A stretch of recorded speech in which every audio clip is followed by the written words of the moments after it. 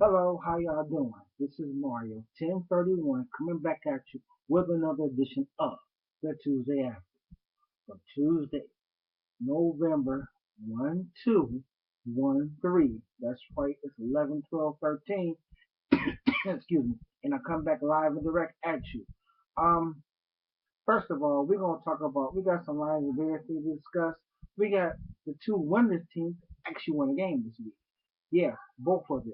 And yes, we got some hot and heavy news about how the Dallas do against the Lions and a couple of things in the NFL. On the topic also, we got some college hoops madness. Yes, I said it. College hoops in full swing. 24 hours ago today, the college hoop season has started. And it will end probably around midnight. There's a hot one going on right now. We'll keep you posted. That's the reason I'm shooting this video so late. Because first off, we're going to talk about the Lions and the Bears. Um, First of all, I'm gonna tell you something. It was a slobber knocker slugfest at Soldier Field. Yes, it was. However, my personal opinion only, Jay Cutler, we already know you have the heart and soul of a champion. However, when it comes down to your brain size, however, you did pretty good, except for the fact that you wanted to stay in there for as long as you possibly could. But of course, the Lions' offense didn't produce that well either. Matthew Stafford, yeah, he threw for about over 100 yards. Yes, they hit Calvin. Yes, Reggie ran on us. So what? Who cares? Problem is, um, Detroit defense actually stepped up this time. I'm not afraid to admit it. So this, excuse me, I'm coughing because I've got a little cold, and I thought about shooting this video tomorrow, but hey, it's a Tuesday after. We gotta get it on. Anyways, Detroit defense finally stepped up, and what they did was they stopped the Bears on three different scoring occasions that could have put them up in the lead. Now, mind you, at all this, I feel like as though, hey, Chicago did what they had to do. Detroit came up big, and that's what happened. That's how I'm calling it. That's how I'm seeing it. But Jay Cutler, in my opinion, stayed there just maybe about three series too long, and that's what he did. The Lions ended up beating the Bears for a season sweep for the first time in a long time, 21-19. Yes, I do admit. But McNown will be the Bears starting QB come this Sunday, which is good. However, we're gonna get early to our idiot of the week because first of all, I didn't want to do this because yes, this is a Bears wide receiver who I'm calling an idiot. However, he's had a certain situation like this before in Washington when he called out a free safety. And I gotta admit, yes, he does the free safety for the Washington Redskins. Yes, he does it illegally. I'm not gonna tell a lie. He hits it in the games, whatever. You know, Brandon Marshall had a point, but the other guy had a point too. I'm not gonna say no names, but yeah. But this week, I've heard something very disturbing. Sir Brandon Marshall. I mean, don't get me wrong. Yeah, you just lost. At first on the radio, I thought we was talking about Michigan State and Michigan, which is true. And we get the other idiot we get in a minute. But Brandon Marshall, you're calling the Lions little brother, which is true. They are a little brother. For the last 15 plus years, they have been playing little brother. Um, but you call them cheap shot hardest. Um, yeah, I admit Sue does a couple of cheap shots. And yes, I do admit Farley did a couple of cheap shots in the game. And yes, that last play, the helmet hit, yes, that was called. You know, that's a good penalty call, although people see it differently. But come on. So Brandon, I gotta tell you something. You can't call the Lions dirty sweet in the game because of the fact, first of all, yes, I do admit you did lose two times this season. But come on, Brandon Marshall, you're smarter than that. You are a wide receiver. You are smarter. You are better than that. Yes, I know, understand. He was playing it for the crowd, which I did hear the whole interview. Yes, he was. However, you do not go around and say them things. Why you don't go around and say them things? Because, Brandon Marshall, you will get yourself in trouble for the rest of the season. Yes, McNown comes in, and you're lucky you got Jeffries to back you up. But if you was on my team, truthfully, you would be benched for next game. You don't say them type of things. We all got to answer to Miami, and I'm sure the NFL will probably fine you for that. But I guess the two hands tied in Miami right now. You might get off the hook. If you was on my team, you'd be benched from that day. I don't care what the status is. You would be benched at least for the first half because you don't do that type of thing. Hands down. Okay, moving on. The second idiot of the week, however, is in the same game, unfortunately. Um, who called the run play for a 2-point conversion? Was it Treshman or was the offensive coordinator? Come on. I'm sorry. The pass play set up perfectly, but you do not call run. You bunch it up and you throw it in the zone to the main man you always into. If it's Jeffries, Marshall, or Bennett, you can't cover all three. Or you got 14 to flat. But you do not call a run play. I mean, a toss sweep maybe, but a direct run handoff for 2-point conversion? No. So whoever called that last play, definitely stone cold idiot of the week right there. Was it McNow? I doubt it. But it was somebody on that Bear sideline. That just hurt. I got to hear about this whole week from everywhere now. Thanks for that play. I thank you, Chicago, for calling that bonehead stupid play, and therefore you're idiot number 2. That's 2 on the Bears. You never thought I'd say this, but I did. So mark it on record. It is 11, 12, 13. So yeah, I said it. 30 it comes later. We can get that in a minute. First of all, we're gonna go to Jacksonville. Lo and behold, nobody saw this coming. Jacksonville having the lead at the half. Okay, no shocker there. But Jacksonville walking away from Tennessee with the win. Really? Wow. Jacksonville winning his first game in Tennessee and knocks out Jake Locker.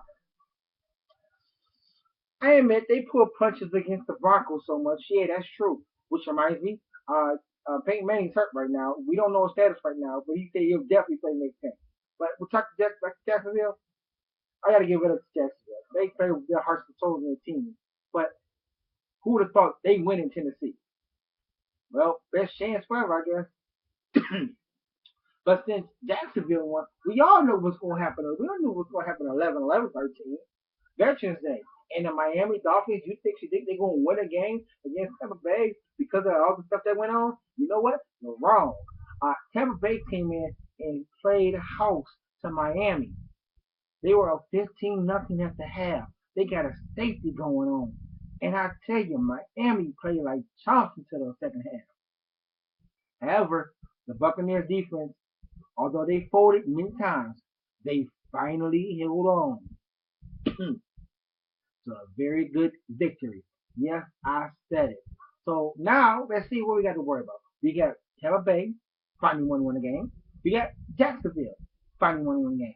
Now next week's matchup, we got the famed matchup, which is supposed to be headlining undefeated teams, but however, it's not going to be that way because now we've got one loss Denver Broncos with Peyton Manning at the helm against the undefeated Kansas City Chiefs with Alex Smith at the helm next week. Think about that. Think about that for a second.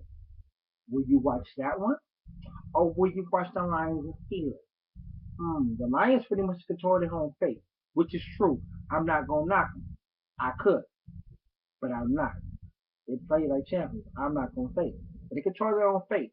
Let's see what happens if they're gonna be fallout second half guys like they always are.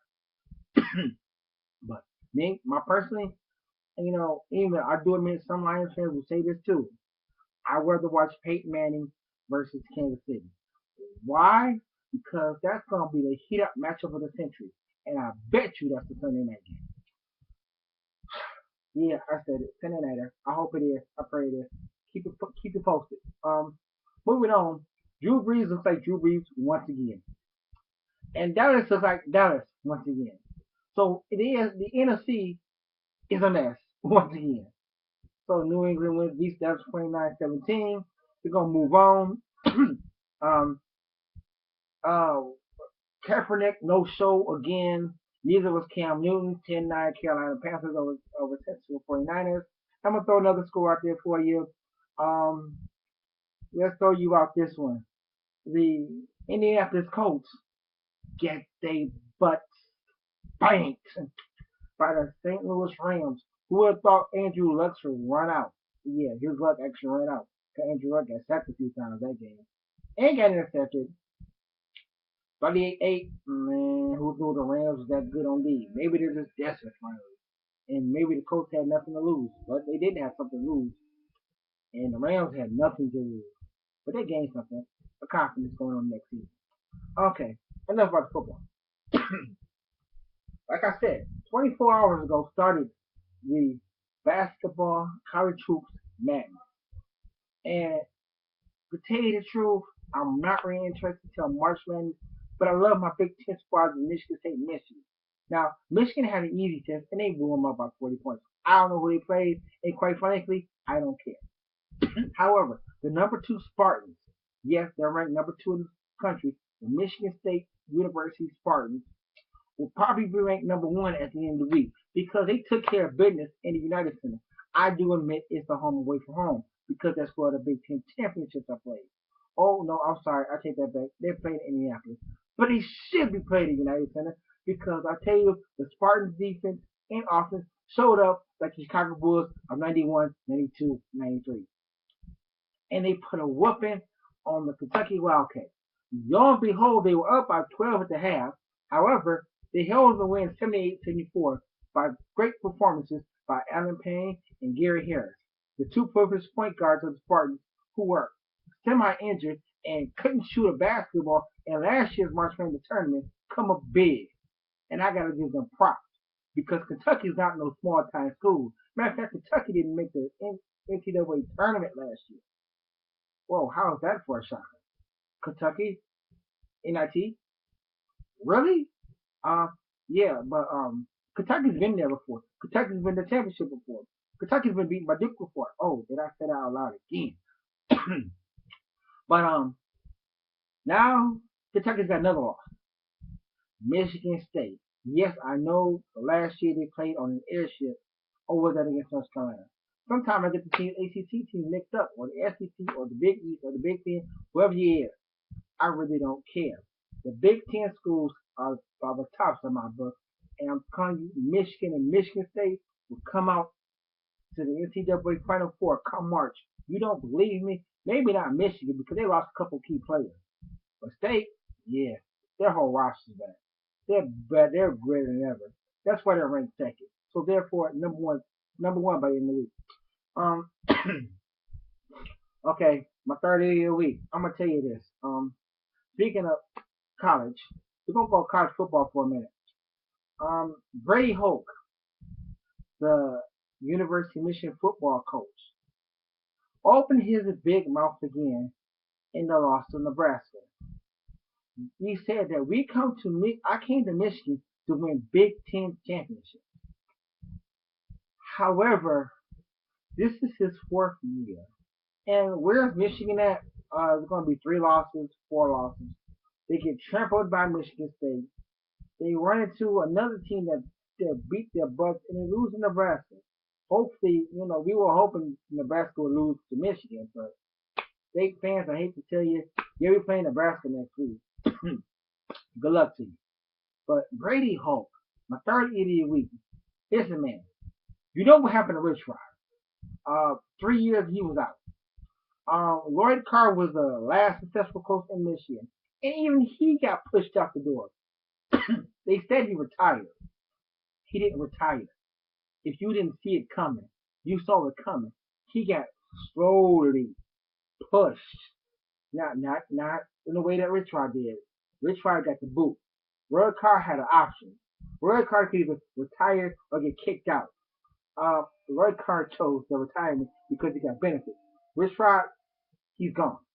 Brady Hoke, you're next. You're not careful, you are next.